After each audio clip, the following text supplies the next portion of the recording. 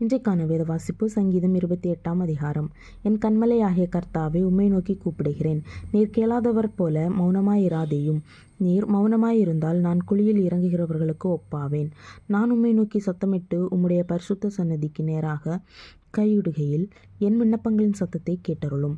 அயலானுக்கு சமாதான வாழ்த்துதலை சொல்லியும் தங்கள் இருதயங்களில் பொல்லாப்பை வைத்திருக்கிற துன்மார்க்கரோடும் அக்கிரமக்காரரோடும் என்னை வாரிக்கொள்ளாதேயும்.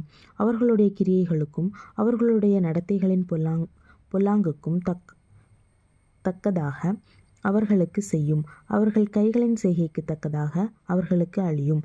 அவர்களுக்கு சரிக்கு சரிக்கட்டும்.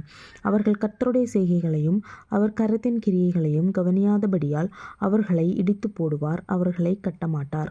கர்த்தருக்கு ஸ்தோத்திரம். அவர் என் விண்ணப்பங்களின் சத்தத்தை கேட்டார். கர்த்தர் என் பலனும் என் கேடகமுமாயிருக்கிறார். என் இருதயம் அவரை நம்பியிருந்தது. நான் சகாயம் பெற்றேன். ஆகையால் என் இருதயம் களி கூறுகிறது. என் பாட்டினால் அவரை துதிப்பேன். கர்த்தர் அவர்களுடைய பலன். அவரே தாம் அபிஷேகம் பண்ணினவனுக்கு அரணான அடைக்கலமானவர். தேவரே, உமது ஜனத்தை இரட்சித்து உமது சுதந்திரத்தை ஆசீர்வதியும். அவர்களை போஷித்து அவர்களை என்றென்றைக்கும் உயர்த்தி அருளும்.